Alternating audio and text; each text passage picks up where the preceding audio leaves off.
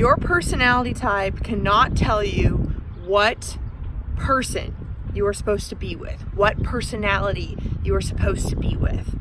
But what we can use personality typology as a tool for is to understand the potential challenges that might exist within a relationship. So one of the questions that I get very frequently, or not one of, but the type of questions that I get very frequently is, what are your thoughts on relationship compatibility? What are your thoughts on INFJ and ENFJ? What are your thoughts on INFP and ENFJ, or ENFP and INTJ? So I would absolutely love to go more in depth on some of the things that I've noticed with those. And so comment below and let me know like what combination you're the most interested in, so that whenever I get to those, I know what you guys care about the most. But the thing is that I personally believe that a lot of the approaches to compatibility have got it all wrong. So I'm mostly wanting to make this video just so that you guys are clear where I stand, because I have gotten a few comments lately where people have been correcting me on like, oh no, these two types can't be together because of this framework I read. I don't personally trust any framework for compatibility unless you are using Socionics intertype relations. And if you read Socionics intertype relations, which I printed out a page on it, I'm gonna link it below for you to discover yours. So I will go out into that in a sec. But intertype relations is not the same thing as compatibility. Because as I've said in multiple other videos, your personality type is just your cognition. And I'm not trying to minimize it, because your cognition has to do with literally everything in your life. It's how you think, it's how your ego works, it's how you process, it's what you prefer, it's what you focus on and all that. And it is very important when it comes to relationships, because relationships, miscommunications can really make or break you. But it's important to know that miscommunications can happen in any combination, even a perfect match combination. So it's really important that we're actually are zoning in on what we're talking about here. Like, intertype relations will tell you about the relations between the two people. It won't tell you yes or no. And so if you're looking for a yes or no answer, like, just click off this video. If you are watching this and you think that there are only a handful of personality types that you could ever get along with, really just click off this video and unsubscribe my channel, because my goal is to help everyone get along. And we aren't going to be using this tool as an excuse to say, I don't like this person because our personality types don't get along. Like, that's not what I'm in for. I'm in for helping us use this as a tool so that we can all understand each other. So anyway, intertype relations. I'm going to link this below, but if you are not familiar with Socionics, something that's very important to remember is that if you are an introvert, then the J and P is switched regarding Socionics. I've gotten a few comments where I've referred to ISTP as my dual, and they've said, no, ISTJ is your dual. I know that's very confusing, because when you go to Socionics, the ISTJ in Socionics, which is the logical sensory introvert, LSI, is actually the same type as the ISTP in Myers-Briggs. So personally, whenever I'm using these words, I'm using the Myers-Briggs terms because I think that they're more mutually agreed upon. My dual as an ENFJ is the Myers-Briggs ISTP. Like, I have inferior TI, and so I'm seeking dominant TI from them. So if you're an introvert and you were going to go find your type, make sure you check the functions and make sure that it's the same functions. Also, another question is that some people believe that you can be one personality type in Myers-Briggs and then another in Socionics. I don't agree with that. So that's totally cool if you do, though, but I personally think that Myers-Briggs and Socionics are just two different ways, two different systems of conceptualizing the 16 archetypes and the 8 the 8 functions. So if you use FE in one, then you use FE in the other. That's just what I believe. But okay, so as far as compatibility goes, I personally, my journey is that I used to believe that INFP was the perfect personality type for the ENFJ. I believed that wholeheartedly. I really did. A lot of you guys might have heard of the idea that we should date the same type, or we should date the person that has the same either sensing or intuition as you, and then all the other letters flipped. That's another thing. That would make it be me and an INTP. Some people like that theory. Some people like the theory of, duality. Socionics says you want your opposite. Some people say, yeah, like I was saying, like me and an INFP, that would be 2 people who are feeling, intuition, sensory, thinking, but the opposite orientation. So some people think that that is the best personality type, but in socionics, the INFP and the ENFJ are actually contrary relations. These are relations of unstable psychological distance because both partners experience difficulties in establishing and keeping a stable psychological distance between them. My experience with INFPs is that I really do love them. They're like a type I really, really enjoy, but there's also a lot of potential for challenge. And socionics really goes into that. It's a lot more than just, we balance each other out because we're both NFs, but then you're more introverted, so you keep me calmed down, and you're more perceivy, and so you help me go with the flow. It's a lot more complex than that when you look at the functions. So, but I just want to say, I was there. I used to think that INFP was the perfect type for ENFJ. But now I really know that there is not a perfect type, because even if you were with your perfect type, you're going to have to communicate. And so all these can do, it's pretty much like tells you the waters, like I would say ENFJ and INFJ would be a pretty still waters relationship, but ISTJ and ENFJ would be a bumpy ride, like kind of a whirlpool. All it can tell you is the nature of how you guys are.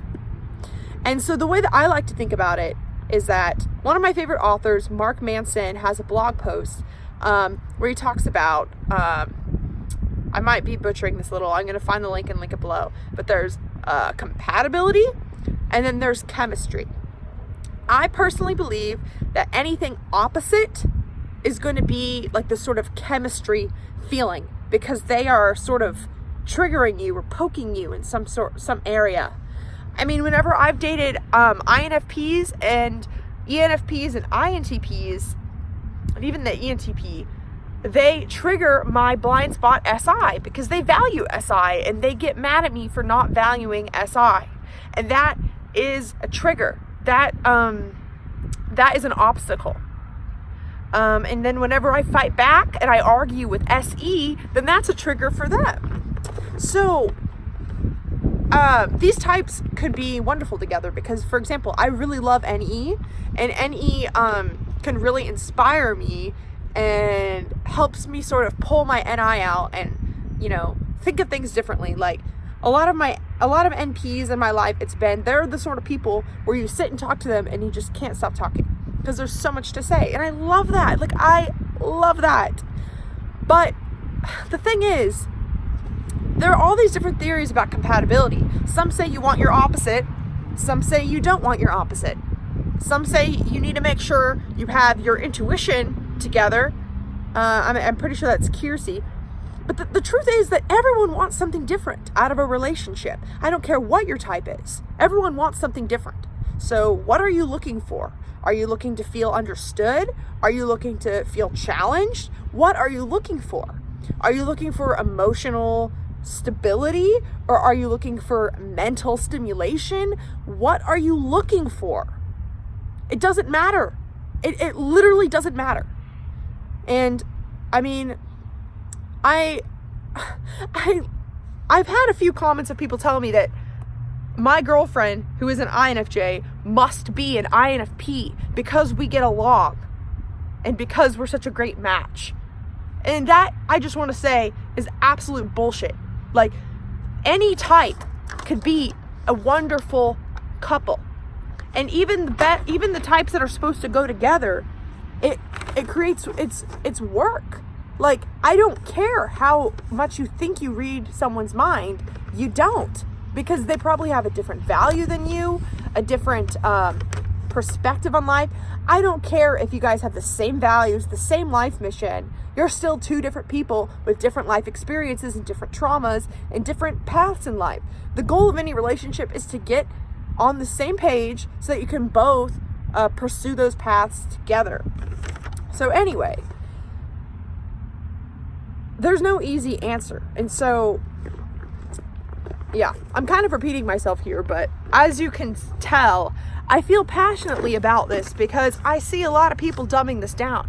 Like, and it really bugs me when people try and dumb people down, because this tool of typology is very helpful to add more nuance to how we relate to one another. It is not a cheat sheet. So don't use it as a cheat sheet. So as I say that, I pull up my cheat sheet right here. It's not, I'm joking here, but anyway, there are relations of duality, and then there are identical relations, relations of activity, mirror relations, relations of semi-duality, comparative relations, conflicting relations, superego relations, quasi-identical relations, contrary relations, illusionary relations, look-alike relations, relations of benefit, and relations of supervision. So,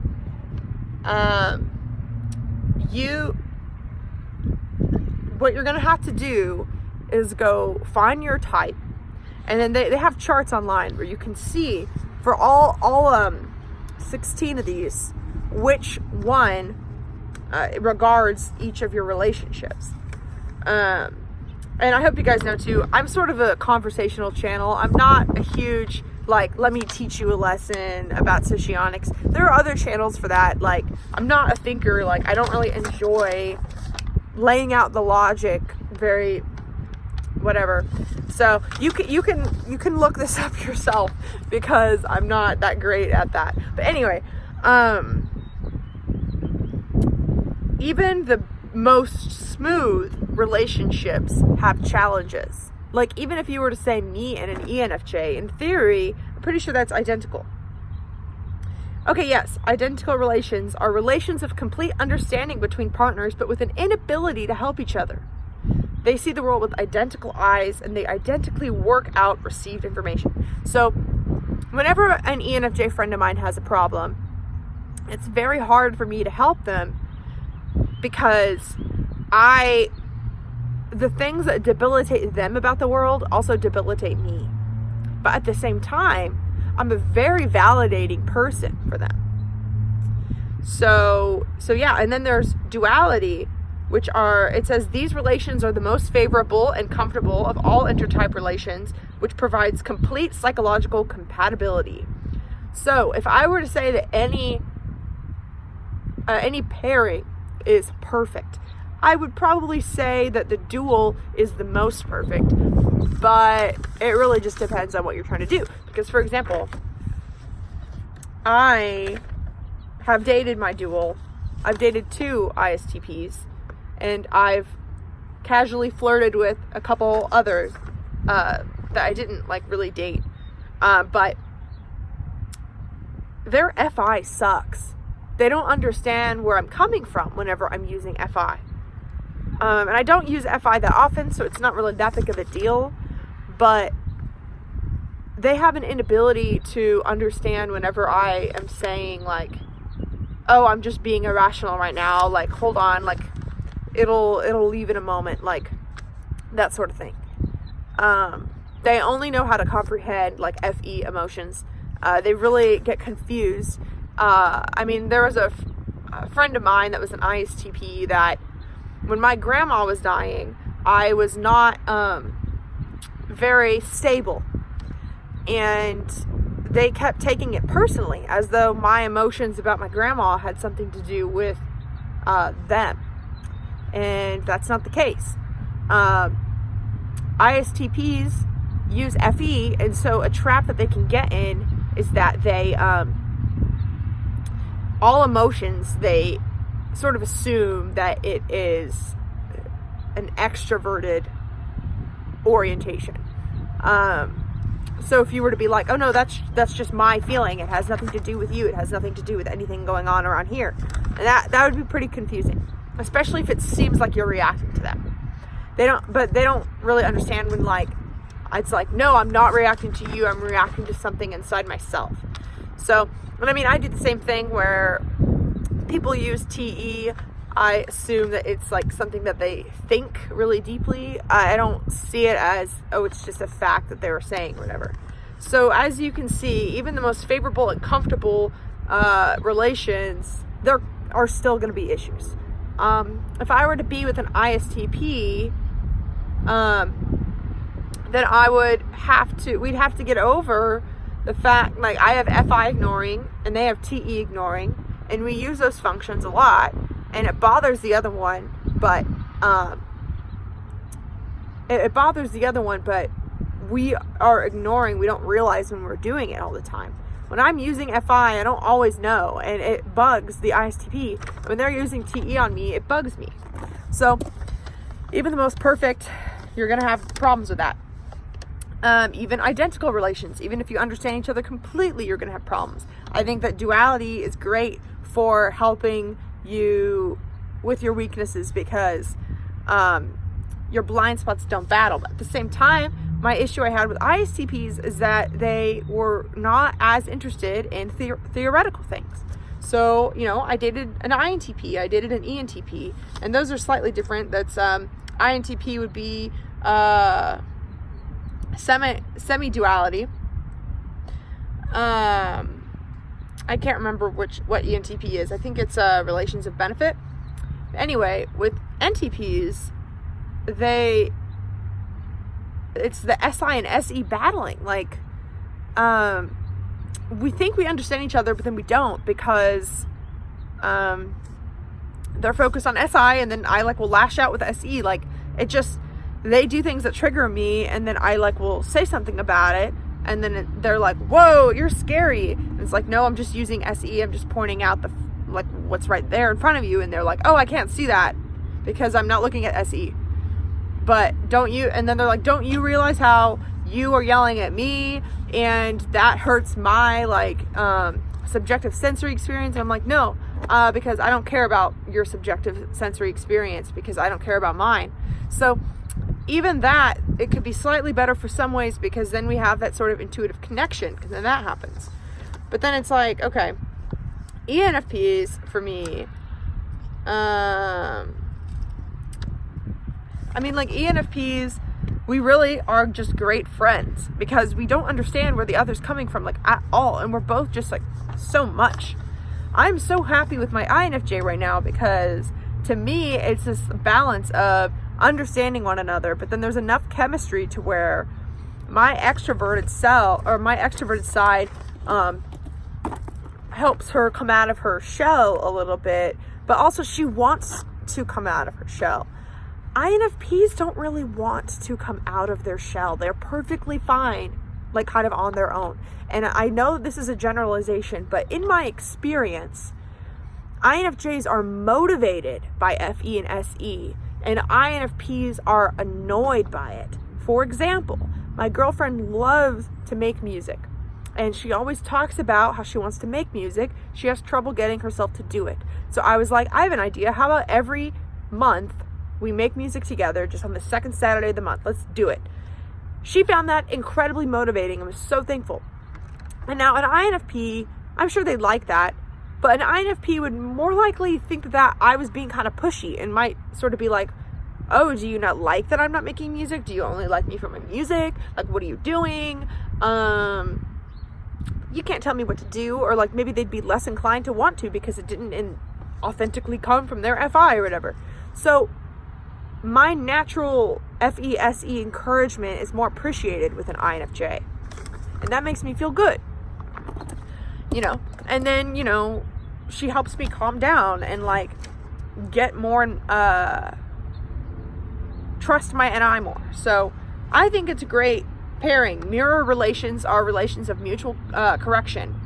Mirror partners have similar interests and ideas, but slightly different understandings of the same problem. So it's not the same as as identical relations with me and an ENFJ.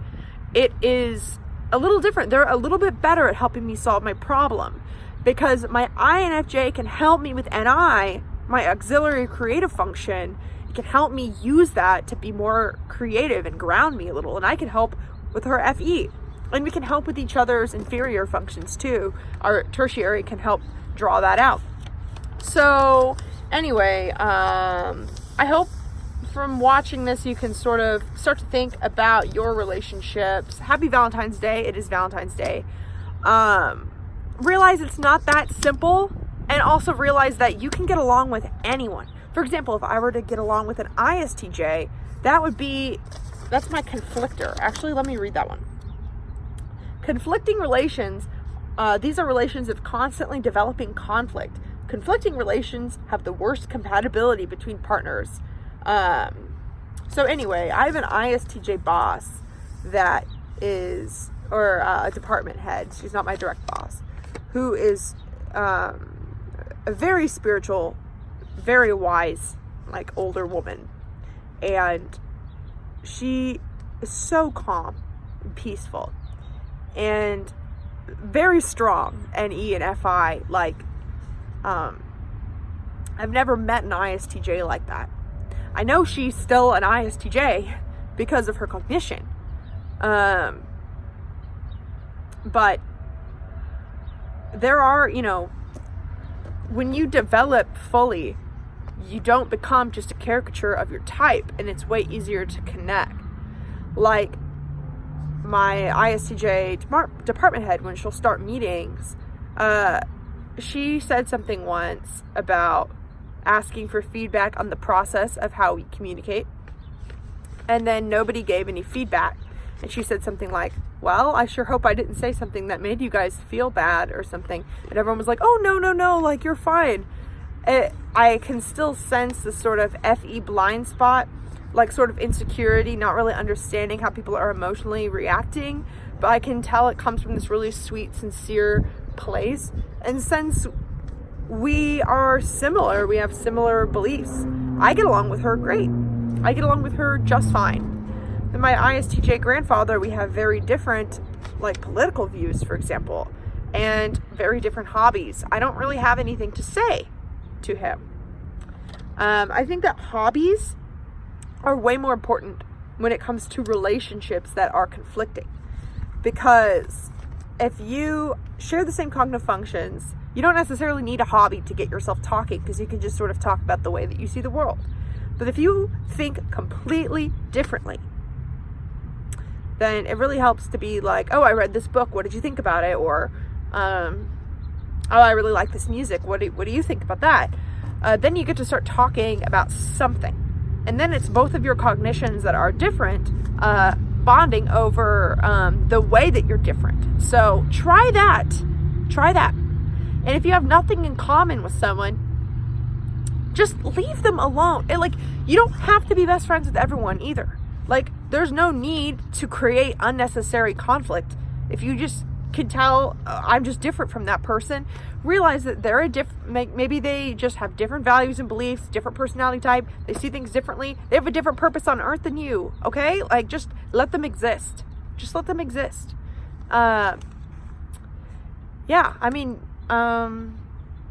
It's possible to get along with anyone if you try hard enough, and I think that knowing your personality type is actually the tool to do that. We shouldn't be using it as a tool to determine what types you should like. It is a blueprint for what potential challenges you might have in that relationship. So, happy Valentine's Day. I hope you're having a wonderful time in your relationship. Comment below, let me know what sort of relationships you're in, what's your type, and who what sort of conflicts do you get in, because I'd love to start more of a series. The socionic stuff, it can be very general. But I can then also share more specifically whenever I have 2 examples of a type and can tell you like what I've noticed from how they get along. So join my Facebook group, Personality Typology for Self-Growth, if you're interested in that, or if you'd like to work with me one-on-one, those links are below as well.